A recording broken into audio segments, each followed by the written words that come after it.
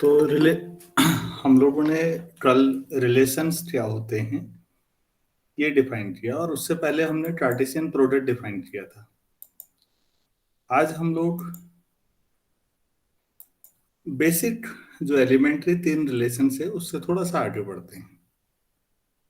मेरे पास कोई दो सेट हैं, नॉन एम्प्टी ए और बी। तो कार्टेशियन प्रोडक्ट ठीक है, और इसका कोई भी सबसेट ले लीजिए तो वो रिलेशन होता है। लेकिन इतने सारे जो रिलेशन हम पढ़ते हैं वो अधिकतर यूजफुल नहीं हो पाते। तो फिर यूजफुल कौन से होते हैं? तो हम आज चार रिलेशंस को पढ़ेंगे, उसमें भी बेसिकली तीन हमारे लिए ज्यादा इंपॉर्टेंट है। जो चौथा है,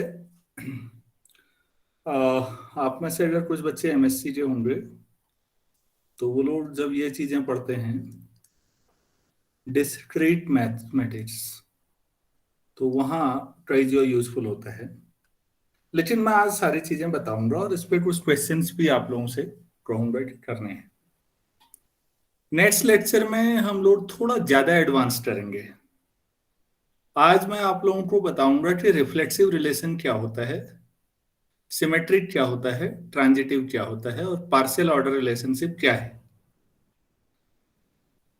नेक्स्ट लेक्चर में हम लोग कैलकुलेट करेंगे कि टोटल नंबर ऑफ रिलेशंस कितने होते हैं ए और बी में अगर एलिमेंट पता हो तो, और total number of reflexive relation कितने हो सकते हैं, total number of symmetric relation कितने हो सकते हैं, total number of transitive relations कितने हो सकते हैं। ये अभी तक नहीं पढ़ाया था।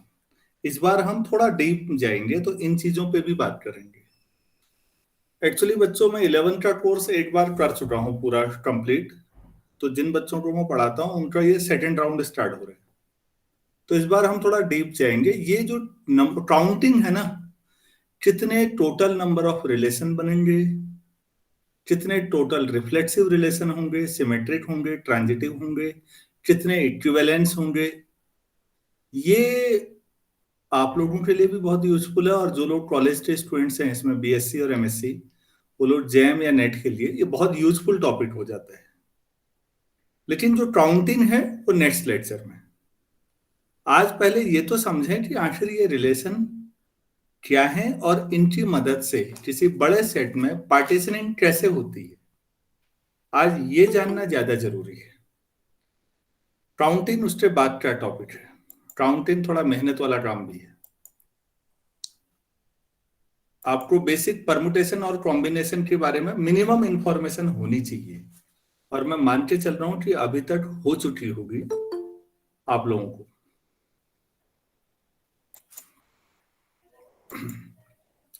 और दूसरी बात, आप सभी लोगों से रिक्वेस्ट है कि 6:30 बजे का मतलब 6:30 बजे ज्वाइन करना है। आप लोग, मैं देख रहा हूं कि लगातार जैसे ज्वाइन कर रहे हैं उससे पढ़ाना संभव नहीं है। मैं बोर्ड पे लिखूं या आपको अलाउ करूं? तो नेक्स्ट लेक्चर से आप लोग क्लियर ध्यान दीजिएगा, जितने बजे क्लास रही जाए उतने बजे का मतलब उतने बजे। उसके बाद फिर 2 मिनट, 4 मिनट, 5 मिनट, 6 मिनट मैं अलाउ नहीं कर पाऊंगा। प्लीज बुरा मत मानिएगा, टाइम पर ज्वाइन करिएगा। 6:30 बजे बोला है तो 6 बजे से 6:30 से पहले मैं लिंक ओपन कर देता हूँ।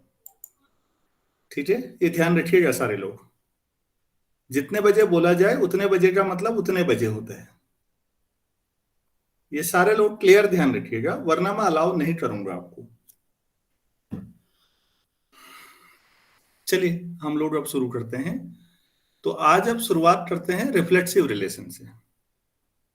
कल हमने आइडेंटिटी रिलेशन, नल रिलेशन और यूनिवर्सल समझे। तीनों बहुत ट्रिवियल रिलेशन हैं, उसमें कोई खास बात है नहीं। तो रिफ्लेक्सिव रिलेशन क्या होता है इसको समझते हैं। रिफ्लेक्सिव का मतलब खुद के साथ रिफ्लेक्ट होना होता है ना। जैसे आप अपनी इमेज कब देखते हैं मिरर में? जब लाइट रेज रिफ्लेक्ट होकर आपकी आंख तक पड़ती है ना। किसी चीज, कोई चीज कब दिखती है आपको? पहले लाइट रेज उस ऑब्जेक्ट पे पड़ती हैं, रिफ्लेक्ट होकर आपकी आंख पे पड़ती हैं, तब चीजें दिखती हैं। डायरेक्ट अगर लाइट आंख पे पड़ जाएगी तो कुछ नहीं दिखेगा। सारे लोग इस बात को जानते होंगे। तो रिफ्लेक्ट्स होना, रिफ्लेक्टिव होना मतलब ये हुआ कि खुद के साथ रिलेशनशिप, जो भी रिलेशन है क्या वो खुद के साथ है। तो मैं थोड़ा सा रफ वर्क कर लेता हूं पहले। तो मैं आज आपको 3 रिलेशनशिप बता रहा हूं। तो रिफ्लेक्सिव रिलेशन का मतलब, जो भी मैं रिलेशन बता रहा हूं क्या वो खुद के साथ भी होगा या नहीं, ये देखना है। जैसे मैंने पैरेलल का मामला देखा, पैरेलल लाइंस। तो मैं आप लोगों से पूछता हूं, क्या कोई लाइन अपने पैरेलल होती है?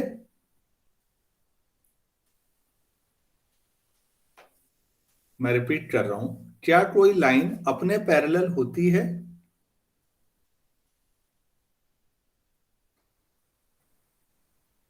अरे भाई हाँ ना तो बोल ही सकते हो।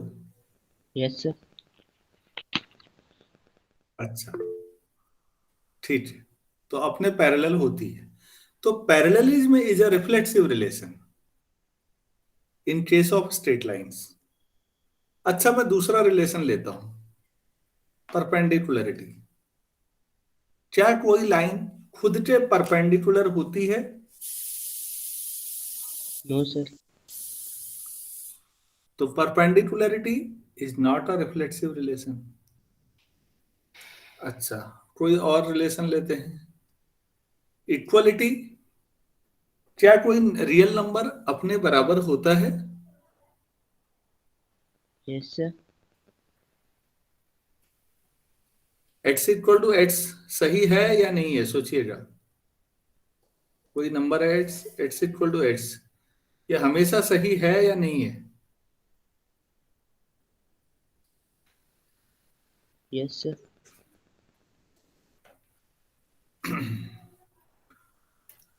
भाई बाकी लोग भी क्लास में बैठे हो बेटा, मेले में नहीं बैठे हो, आप भी बोल सकते हो। एक ही बच्चा बोले जा रहा है।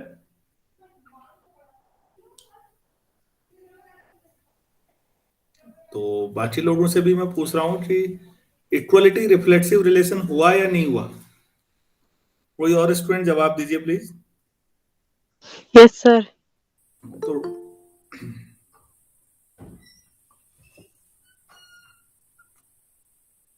अच्छा, लेस देन कोई रिफ्लेक्सिव रिलेशन हुआ या नहीं?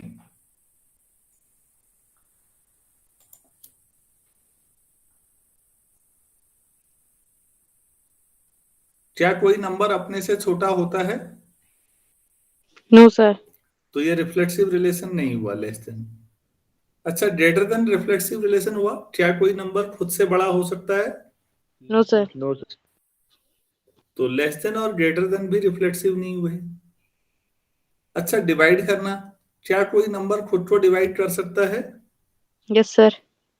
जीरो के अलावा, मतलब बाकी सब अपने आप को डिवाइड करते हैं। तो बच्चों मैंने कुछ रिलेशन दिए, कुछ अलजेब्रा के, कुछ ज्योमेट्री के उदाहरण दिए आपको। ये शुरुआत के 2 ज्योमेट्रिक थे, पैरेलल और परपेंडिकुलर। और जो बाकी थे वो अलजेब्रा के थे, equality, less than, greater than, divide करना। तो कुछ रिलेशन मैंने आपको इनमें बताए, ये सब रिलेशन है। इनमें से कौन सा रिलेशन रिफ्लेक्सिव है, कौन कौन सा?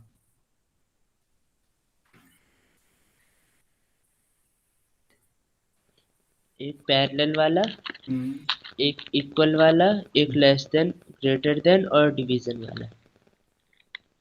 अच्छा, सभी लोग सहमत हैं या किसी को कोई दूसरा आंसर देना है?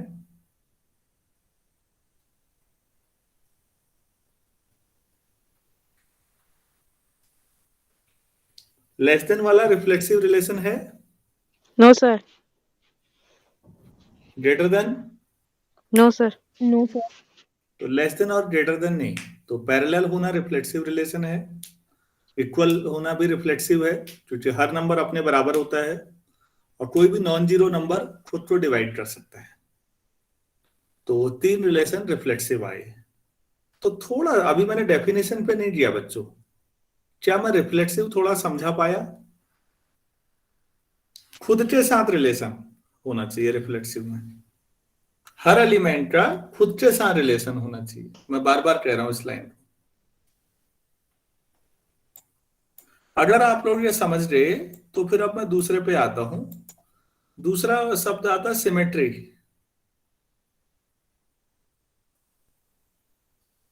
सिमेट्री का मतलब होता है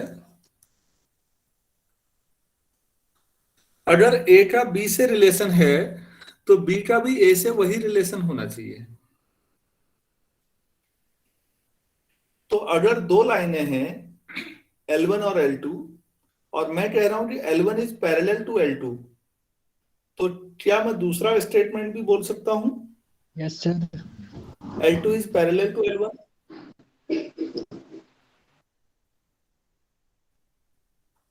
हेलो, Yes, sir.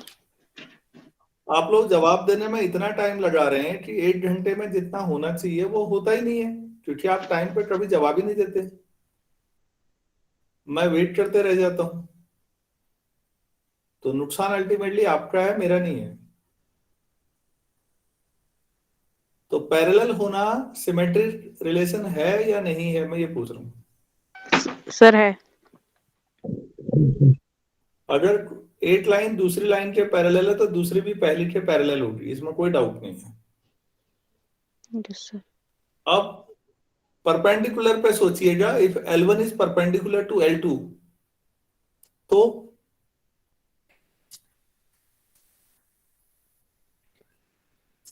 सर तो नहीं नो है। सर। अगर L1 L2 के परपेंडिकुलर है तो क्या L2 भी L1 के परपेंडिकुलर होगा? Yes sir. Yes sir, yes. तो फिर नो सर किस संदर्भ में बात कर रहे थे आप? सिमेट्री का मतलब पहले का दूसरे से जो रिलेशन है, क्या दूसरे का भी पहले से वही है? अगर है तो सिमेट्री है, नाम से सोचिए, वरना नहीं है। If a equal to b लिखता हूं तो क्या बी इक्वल टू ए भी सही है? Yes sir. तो Yes, sir. इक्वलिटी भी सिमेट्री रिलेशन है। अगर मैं ये लिखूं कि ए बी से छोटा है तो क्या मैं इसका उल्टा भी बोल सकता हूं? No sir.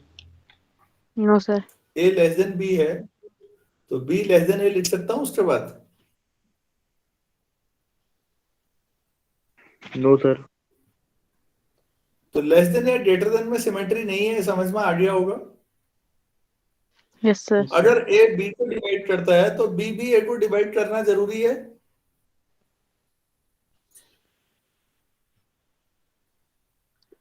No, sir. Yes. नहीं है। कैसे करेगा? 2 तो 4 को करेगा, 4 2 को कहां करेगा? पॉइंट में आंसर आ जाएगा। नहीं बेटा, डिवाइड करने का मतलब अभी आपको मालूम नहीं है इस टाइम को। इंटीजर आता है, डिवीजन एल्गोरिथम पढ़ा होगा आपने, उसमें कोसेंट भी इंटीजर होता है बेटा।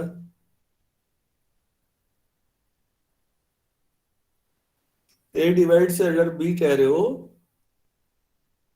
तो फिर जो कोसेंट है वो इंटीजर आता है, मेरे ख्याल से मालूम होगा आपको। डिवीजन एल्गोरिथम पढ़ा होगा 10th क्लास में।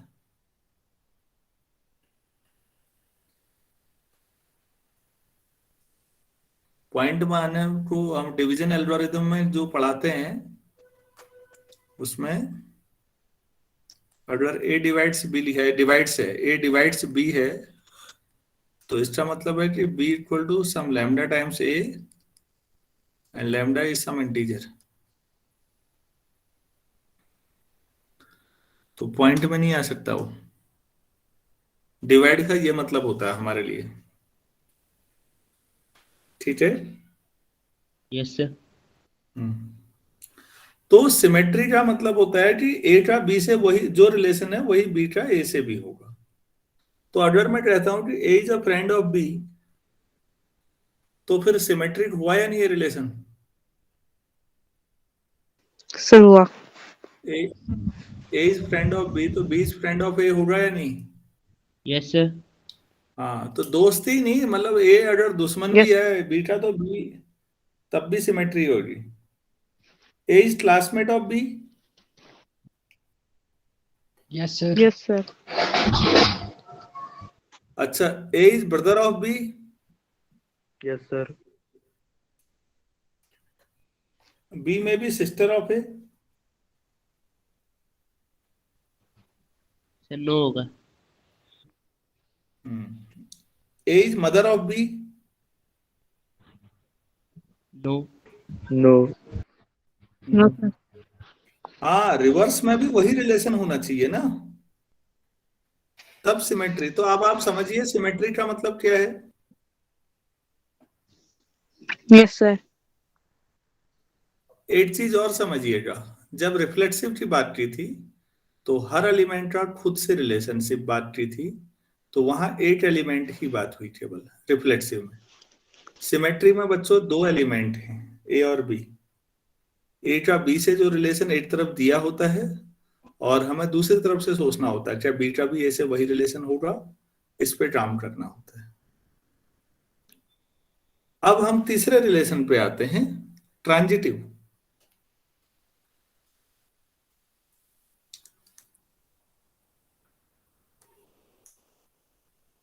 ट्रांजिटिव रिलेशन में तीन एलिमेंट की बात करते हैं हम लोग, ए बी सी, और हम ये कहते हैं कि ए बी से रिलेटेड है और बी सी से, और हम चेक करेंगे कि क्या ए डायरेक्टली सी से रिलेटेड है। अगर है तो ये ट्रांजिशन हो गया डायरेक्ट, तो ये ट्रांजिटिव रिलेशन है, वरना नहीं है ट्रांजिटिव रिलेशन। ट्रांजिटिव में क्या होता है मैं फिर समझा रहा हूं, ए बी से रिलेटेड है, बी सी से रिलेटेड है, चेक क्या करने हैं, क्या ए डायरेक्टली सी से रिलेटेड है, चेक करना है। क्या दिया होगा और क्या चेक करना है, क्लियर हुआ? Yes sir. Yes, sir. Yes, sir. Yes, sir. A b से रिलेटेड है और बी सी से रिलेटेड है, ये दिया होगा, और चेक क्या करना होगा कि क्या ए सी से रिलेटेड है या नहीं है, बस ये चेक करना होगा। चलो बच्चों पैरेलल से शुरू करते हैं, सबसे ऊपर वाले relation. L1 is parallel to L2 and L2 is parallel to L3. Yes, sir. Yes sir. तो L1 is parallel to L3 बोल सकते हैं या नहीं? Yes sir.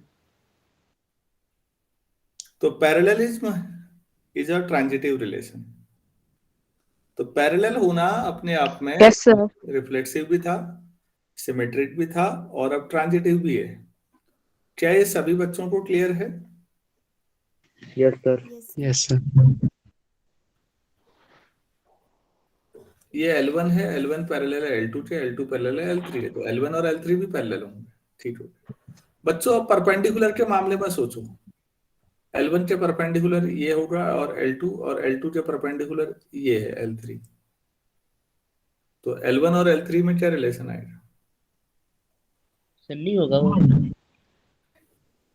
ठीक, तो in general No, L1 sir. और L3 का परपेंडिकुलर होना जरूरी नहीं। क्या कभी पॉसिबल है L1 और L3 परपेंडिकुलर हो?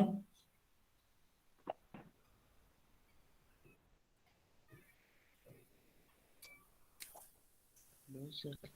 सोचिए।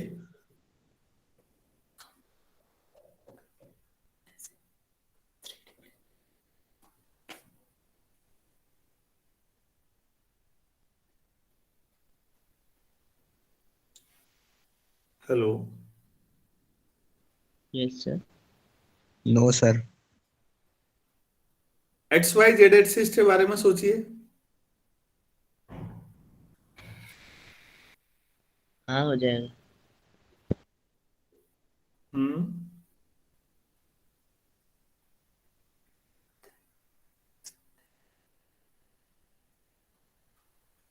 तो आप एक बात देखिए, एक्स एक्सिस और वाई एक्सिस और जेड एक्सिस आप बनाते हैं, एक्स और वाई आपस में परपेंडिकुलर हैं, वाई और जेड भी परपेंडिकुलर हैं, और एक्स और जेड भी परपेंडिकुलर हैं, ऐसा भी केस है। और ऐसा केस भी है जो मैंने आपके सामने बोर्ड में बना रखा है, ये वाला, जहां पहला और तीसरा आपस में पैरेलल हो गए। तो परपेंडिकुलरिटी कैसा रिलेशन हुआ, ट्रांजिटिव हुआ या नहीं हुआ?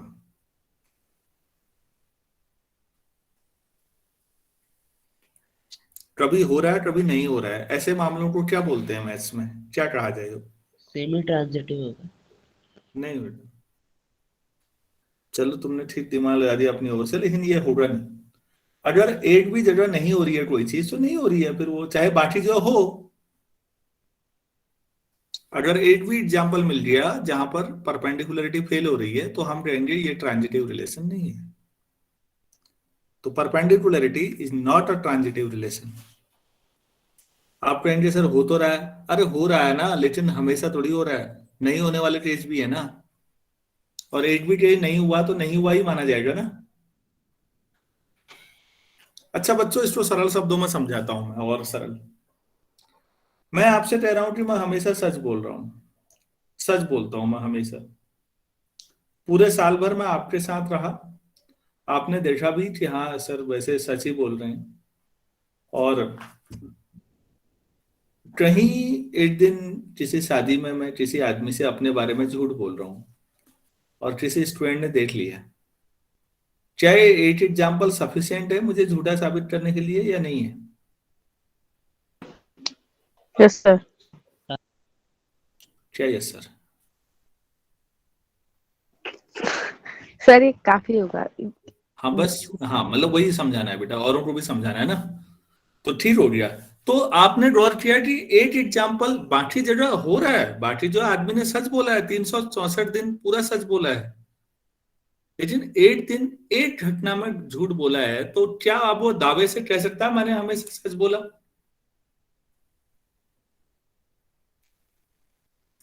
सर नहीं कह नो सकते। सर। हाँ बेटा, मैथमेटिक्स में और लोकतंत्र में बहुत अंतर है। लोकतंत्र और डेमोक्रेसी में मेजोरिटी जहां को जाती है वहां को फैसला होता है, मैथमेटिक्स में ऐसे नहीं होता। अगर एक भी एग्जाम्पल कहीं पर लूप होल है तो फिर आप उसे नहीं मान सकते, नहीं एक्सेप्ट कर सकते। मैं पूछ रहा हूं, क्या हमेशा ऐसा होता है कि if L1 is perpendicular to L2 and L2 is perpendicular to L3, तो हमेशा क्या होता है कि L1 is perpendicular to L3 होगा ही होगा हमेशा? No sir. हाँ। तो बच्चों इस बहाने आपने एक और चीज सीखी, मैथमेटिकल मैच्योरिटी बोलते हैं इसको। कि यार कई जगह हो रहा है कई जगह नहीं हो रहा है, इसको क्या कहेंगे? तो नहीं हो रहा है, एक भी एग्जाम्पल में नहीं हो रहा है तो नहीं हो रहा है। मैथ्स में बड़ी जोरदार बात है, आपके पास किसी एग्जाम्पल बात के होने के 1 करोड़ एग्जाम्पल हैं और ना होने का एक है, तो एक ना होने वाला भारी पड़ जाएगा, आप रूल नहीं बना पाओगे। और अगर ये डेमोक्रेसी होती तो अरे मैं अंतर समझा पा रहा हूं? Yes sir. सर हाँ, तो डेमोक्रेसी में मेजोरिटी के हिसाब से चीजें चलती हैं, मैथमेटिक्स में नहीं चलती। तो परपेंडिकुलरिटी फाइनली बताओ भाई, ट्रांजिटिव हुआ या नहीं हुआ? नहीं नहीं हुआ। नहीं हुआ। चलो ठीक है, सबको समझ में आया? Yes sir. अच्छा बच्चों, Yes, sir. इक्वलिटी बताओ। अब equality, A equal to B, B equal to C, तो ए इक्वल टू सी हुआ या नहीं हुआ? Yes sir. हुआ। यस सर हुआ। अच्छा, ए बी को जानता है, बी सी को जानता है, तो ए सी को जानता है, सही हुआ या नहीं हुआ? नहीं हुआ। नहीं हुआ। मैं आपको जानता हूं, आप अपने पेरेंट्स को जानते हैं, अब मैं क्या जानता हूं? ऐसे तो फिर दुनिया में सब सबको जानते होते। तो जो जानने वाला भी रिलेशन है, मैं मैथ्स भी ले रहा हूं और सामाजिक संबंधों वाले रिलेशन भी एक साथ ले रहा हूं। आप समझ रहे होंगे कि अच्छा ये नहीं है यार, ये तो ट्रांजिटिव नहीं हुआ। अच्छा बच्चों, लेस देन लेते हैं अब जरा गौर से समझिएगा चीजों को। ए लेस देन बी है और बी लेस देन सी है, तो आप क्या कह सकते हैं उसके बाद ए और सी के बारे में? Sir A must be less than C. तो लेस देन जो है वो ट्रांजिटिव रिलेशन हुआ? Yes sir. No yes sir. Sir. अच्छा जी, दोनों तरह के सोचे, आराम से सोचो बच्चों, जल्दी में नहीं। ए से बड़ा बी है और बी से बड़ा सी है, तो ए से बड़ा सी होगा या नहीं होगा? सर होगा बड़ा। सर होगा। हाँ, तो बेटा ये लेस देन जो है ये ट्रांजिटिव रिलेशन होगा। बिल्कुल सही बात है। अच्छा है, ध्यान दीजिए, ट्रांजिटिव ना तो रिफ्लेक्सिव था ना सिमेट्रिक था, लेकिन अब ये लेस देन वाला ट्रांजिटिव हो गया, तो यही हाल ग्रेटर देन का भी होगा। फिर यस सर। ग्रेटर देन भी ट्रांजिटिव रिलेशन होगा। देख यस सर। ऐसी डिविजिबिलिटी, ए बी को डिवाइड करता है, बी सी को डिवाइड करता है, तो ए सी को कर देता है। वो डिविजिबिलिटी वाले रूल्स आते हैं। आप कोई किसी को सीखने हैं ढंग से तो मेरे नंबर थ्योरी वाली प्लेलिस्ट के शुरुआती रिजल्ट समझ लीजिए, समझ में आ जाएगा कि अच्छा होता है। तो मैं एक मोटे तौर पर समझाना चाह रहा था कि what is reflexive, what is symmetric, what is transitive. और अगर ये एक ब्रॉड वे में समझ में आए तो डेफिनेशन भी आ जाएगी। डेफिनेशन में कोई बड़ी बात नहीं है, पहले वैसे समझना जरूरी है। तो बच्चों फिर अब ये तीनों रिलेशन का एक कंबाइंड नाम होता है। क्या नाम होता है, कोई बताएंगे?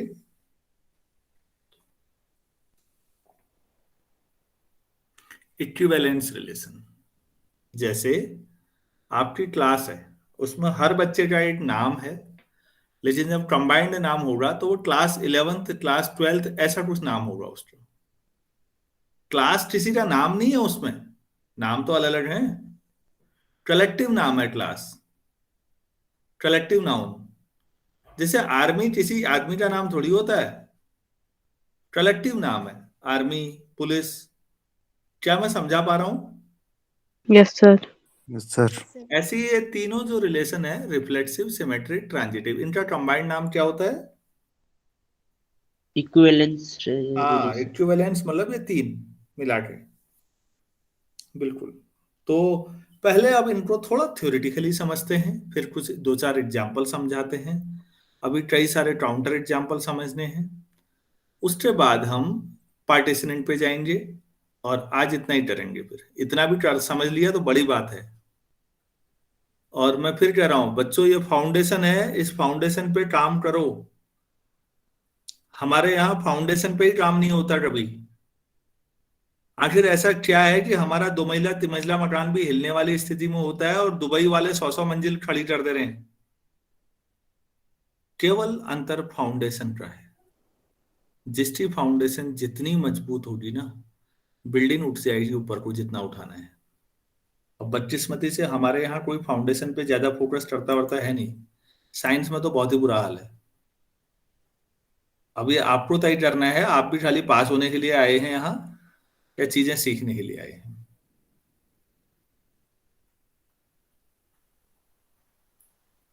देखो भाई, मैं तो अपने हिसाब से चलूंगा। मैं पूरी सारी चीजें समझाऊंगा।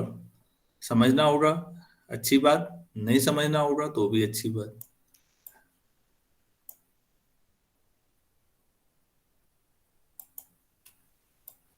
चलिए, अब हम इस पे आते हैं। रिफ्लेक्सिव रिलेशन क्या है? तो रिफ्लेक्सिव में मैंने कहा हर एलिमेंट खुद से रिलेटेड होना चाहिए ना। तो मैं जैसे ए इंटू ए कर रहा हूं, ए इंटू ए ले लिया कोई। ए इंटू ए आप जानते हैं क्या होगा। इसमें एक्स ट्रोमा वाई टाइप के होंगे, जहां एक्स और वाई दोनों किसके एलिमेंट होंगे? एक ही एलिमेंट होंगे। ठीक है। फॉर एग्जाम्पल,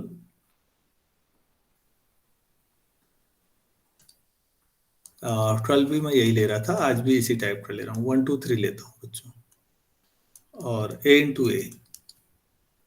तो ऑर्डर्ड पेयर 1 1 1 2, कल मैं पूरा लिख रहा था, आज सीधे लिख दे रहा हूँ। 1 3 2 1 2 2 2 3 3 1 3 2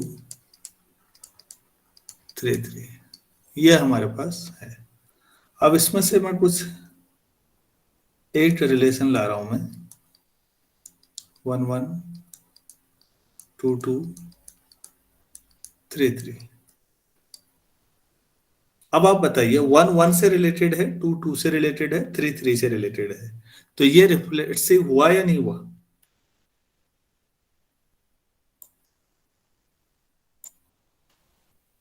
यस सर। अरे भाई ये वन वन से रिलेटेड है, कई किताबों में ऐसे भी लिखा होता है, मैं वो भी लिख देता हूँ। One related to one, two related to two, three related to three, ऐसे भी लिखा होता है। कई किताब वाले ऐसे लिखते हैं, वन एरो बना के इधर भी वन, वन वन से रिलेटेड है, टू टू से रिलेटेड है, या इन जनरल ऐसे बनाना चाहो तो कई किताबों में ऐसे भी बनता है, वन वन से रिलेटेड है, टू टू से रिलेटेड है, और थ्री थ्री से रिलेटेड है। कई किताबों में ऐसा भी बना हुआ मिलता है। तो उसी को हमने इस तरह से लिखा है। सभी लोग समझ रहे हैं? Yes, sir. हाँ, तो बच्चों ये रिफ्लेक्सिव रिलेशन है, लेकिन ये तो आइडेंटिटी भी था, यही तो आइडेंटिटी भी था। अब मैं दूसरा रिलेशन लेता हूं, उसमें वन वन से रिलेटेड है, टू टू से रिलेटेड है, थ्री थ्री से रिलेटेड है, वन थ्री से रिलेटेड है, मान लो ये लिख दिया। अब आप बताइए ये रिलेशन रिफ्लेक्सिव हुआ या नहीं हुआ?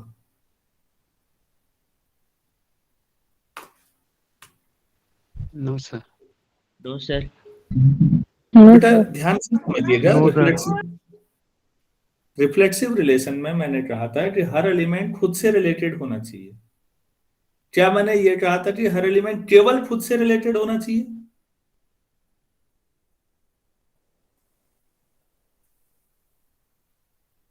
मैं रिपीट कर रहा हूं, मैंने कहा था हर एलिमेंट खुद से रिलेटेड तो होना ही चाहिए, टाइप का हुआ। वन वन से रिलेटेड होना चाहिए, टू टू से, थ्री थ्री, वो तो होना ही चाहिए। उसके बाद जो कुछ भी हो, वन थ्री से भी रिलेटेड है, होने दो ना, क्या दिक्कत हो रही है? मैं रिपीट कर रहा हूं, मैंने आप लोगों से कहा था कि हर एलिमेंट खुद से रिलेटेड होना चाहिए, ऐसा बोला था। Yes, sir. Yes, sir. Yes, sir. क्या मैंने ऐसा बोला था कि हर एलिमेंट केवल खुद से रिलेटेड होना चाहिए? No, sir. No, sir. हाँ, तो फिर R2 क्या हुआ? रिफ्लेक्सिव। So reflective relation हुआ. अच्छा, one one, two three, three three, one three, ये रिफ्लेक्सिव हुआ या नहीं हुआ? So हुआ. So हुआ. ये नहीं हुआ। क्यों नहीं हुआ? आप ही लोग जवाब देंगे, सोचिए आराम से।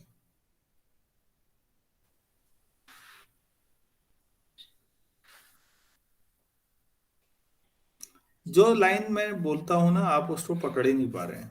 मैंने कहा था हर एलिमेंट खुद से रिलेटेड होना चाहिए। ए ये है, मैंने टिक किया जिस पर। इसमें तीन एलिमेंट है, वन टू थ्री, तो वन वन से रिलेटेड होना चाहिए, टू टू से, थ्री थ्री से, वो तो होना ही चाहिए, बाकी जो भी हो। तो क्या इसमें टू टू से रिलेटेड है कहीं? No, sir. No, sir. No, sir. तो फिर आप क्यों कह रहे हैं कि ये रिफ्लेक्सिव है? बेटा 1,1, 2,2, 3,3 तो होना ही चाहिए, बाकी कुछ भी हो, कह रहा हूं मैं आप लोगों से, बाकी हो या ना हो। फिर तो ये तीसरा जो R3 मैंने लिखा है, ये रिफ्लेक्सिव नहीं हुआ। तो R4 1,1, 2,2, 3,3, इतना तो होना ही चाहिए, बाकी कुछ भी रहो। अब कुछ भी बताओ तो, चलो तुम ही बताओ, इसके अलावा कुछ भी करा दो। A इंटू ए में से उठा लो ना, सब्सिडी तो बनाना है कोई, आप ही लोग बोलिए। चलिए 1,2. चलो भाई, 1,3. 2,3. 2,3 लो, ठीक है। यहाँ पर भी बंद कर सकते हो, और कोई मन हो रहा है किसी का तो वो भी बोल दो यार।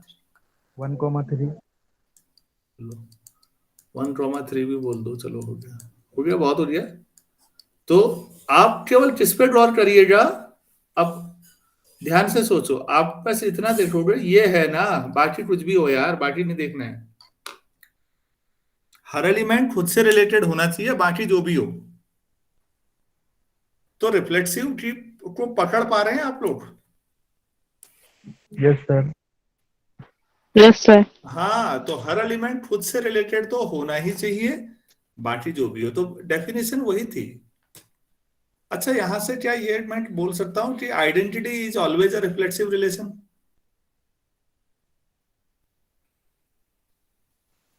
Yes, sir. आइडेंटिटी हमेशा रिफ्लेक्सिव रिलेशन है, लेकिन रिफ्लेक्सिव जो है वो आइडेंटिटी होना जरूरी नहीं है।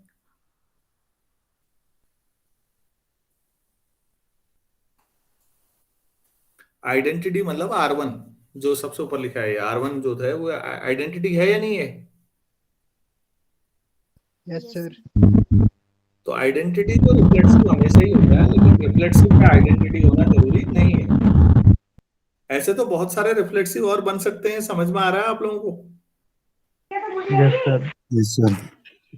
तो कल हम, अभी इसीलिए मैं एक ही लेक्चर में सारी चीजें नहीं बता रहा हूं, कल हम काउंट करेंगे क्या आखिर जैसे यही सेट है तो इसमें कितने रिफ्लेक्सिव बन सकते हैं, उसका फॉर्मूला कैसे निकालें, डायरेक्ट कैलकुलेट कैसे करें, वो कल सीखेंगे। आज तो रिफ्लेक्सिव सीख लो, यही उपलब्धि है।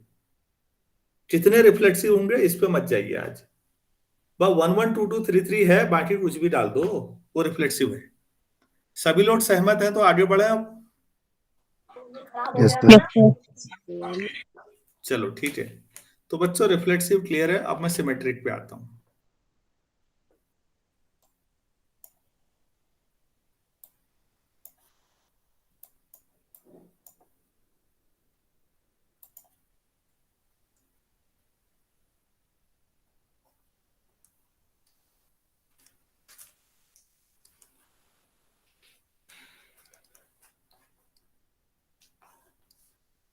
सिमेट्रिक में यह है कि अगर A, B R में है तो फिर B, A भी R में होना चाहिए, मैं सिमेट्री होनी चाहिए ना। फिर किसी में अगर A, B है तो B, A भी होना चाहिए उसमें। इसको ऐसे भी लिखते हैं कि if A related to B then, चलिए लिखेंगे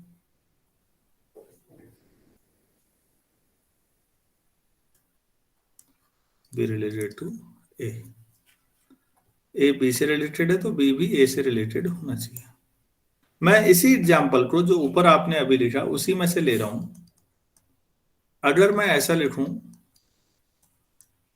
तो ये भी एक सबसेट है या नहीं A इंटू A का? Yes sir. अरे भाई A इंटू A का एक सबसेट है ना ये, Yes, sir. तो ये सिमेट्रिक है या नहीं है? Yes sir. है, 1 2 है सर तो है। 2 1 भी है उसमें। इसमें सभी का होना जरूरी नहीं है, इसमें सिंपल ये है कि अगर A भी है तो B A होना चाहिए बस, सभी का होना जरूरी नहीं है कह रहा हूं मैं। ये है तो वो भी होना चाहिए टाइप का है, 1 2 2 3 1 3। अब इनका उल्टा भी लिखना पड़ेगा, 2 1 3 2 और 3 1। ये सिमेट्री है या नहीं इसमें? सर है। Yes 1 sir. 2 है 2 1 है, 1 2 3 है 3 2 है, 1 3 है 3 1 है। ठीक हो गया, तो ये भी सिमेट्रिक है भाई।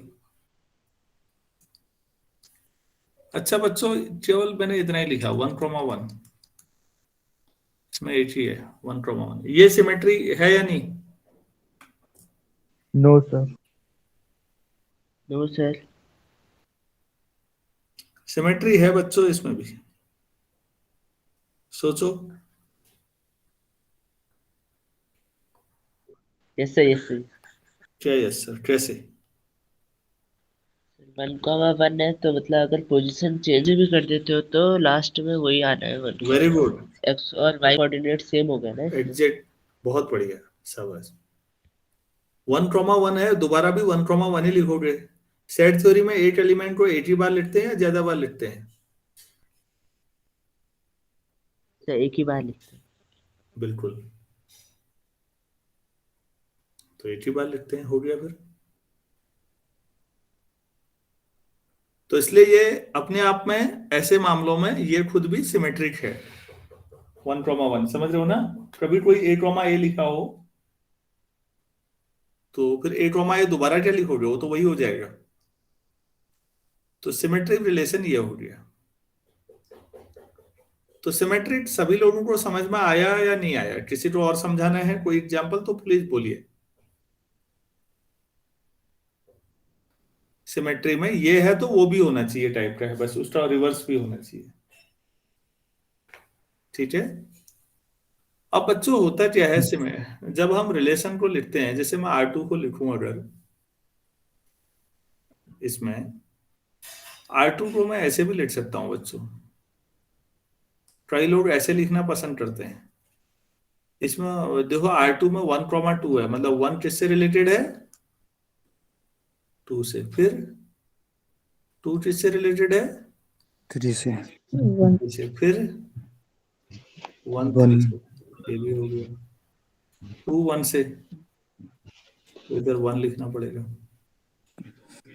3 2 से, 3 लिखो वो 2 पे, और 3 1 से भी है। लो जी, इधर भी हो गया। ऐसा ही है या नहीं? Yes, sir. हाँ, ऐसा यस सर। तो बच्चों जो लेफ्ट साइड वाला है इसका क्या नाम है मालूम है आप लोगों को? Left domain. वाले गोले को क्या नाम देते हैं? डोमेन। और राइट साइड वाले को रेंज। यहाँ कोडोमेन नहीं आता बेटा, कोडोमेन फंक्शंस में आता है। जब रिलेशन पढ़ते हैं तो डोमेन और रेंज ही आता है। तो अगर इस R2 की बात की, R2 को वैसे लिखा मैंने पहले ऑर्डर्ड पेयर में, और फिर R2 मैंने ऐसे ज्योमेट्रिकल बना दिया, डायग्राम टाइप का बना दिया, मतलब R2 का। अब यार एक बात सोचो, अगर मैं अभी आपसे इस R2 का डोमेन पूछूं तो आप क्या लिखोगे डोमेन में एज अ सेट?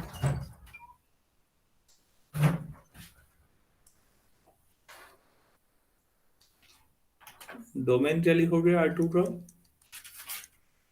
1 2 3। और रेंज क्या लिखोगे?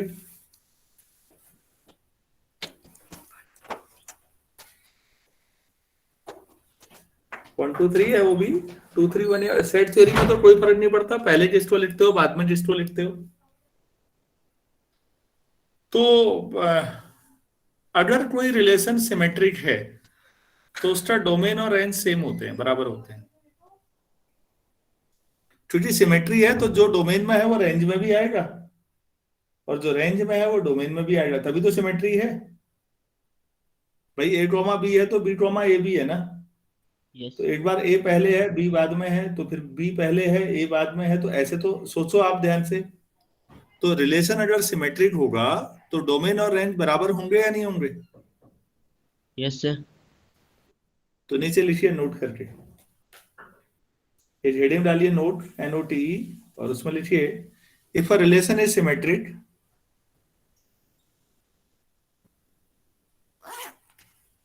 if a relation is symmetric, then domain and range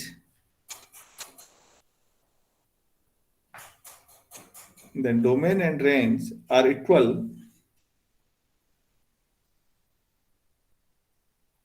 but converse may not be true.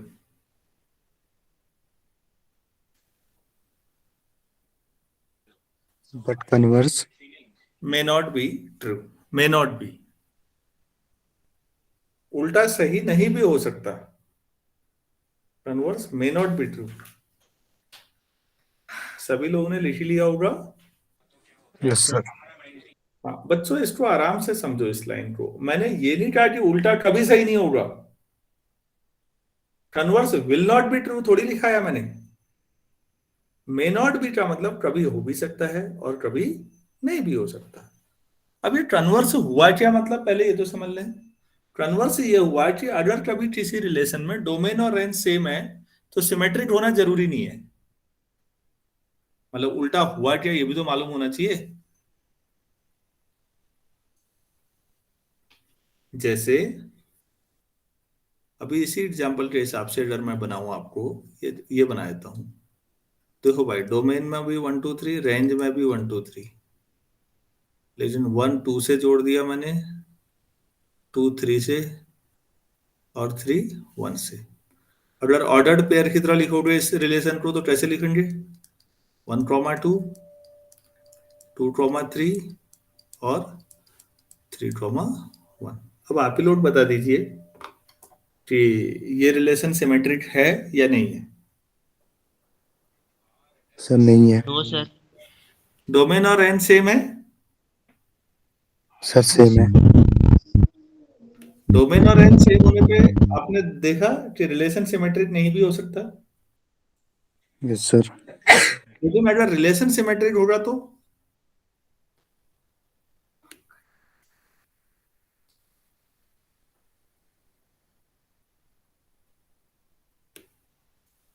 Relation अगर सिमेट्रिक होगा तो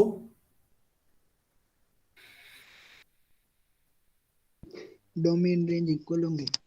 हाँ, फिर गारंटी है, कोई दिक्कत नहीं है, फिर तो होगा ही होगा।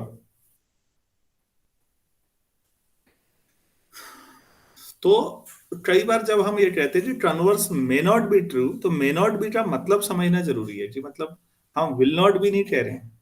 मे नॉट बी और विल नॉट बी में बहुत बड़ा अंतर है।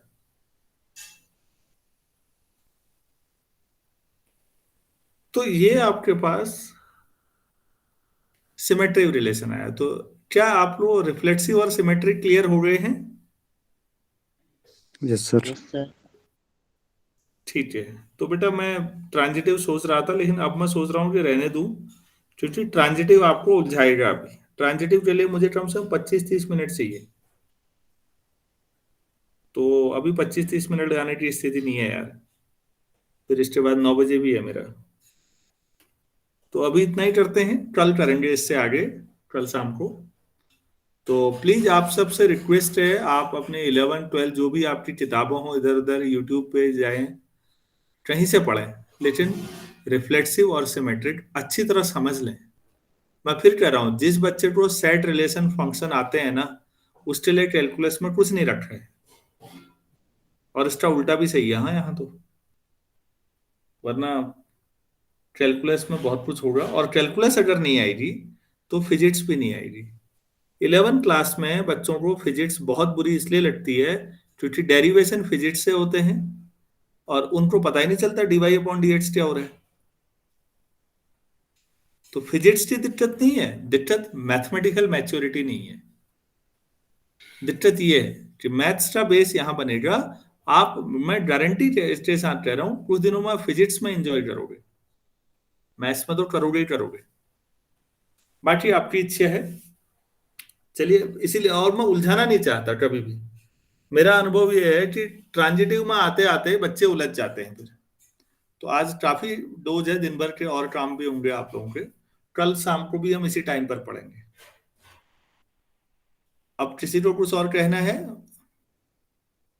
नहीं, तो मुझे कहना है आप लोगों से कि प्लीज पंक्चुअल रहिएगा। 6:30 बजे का मतलब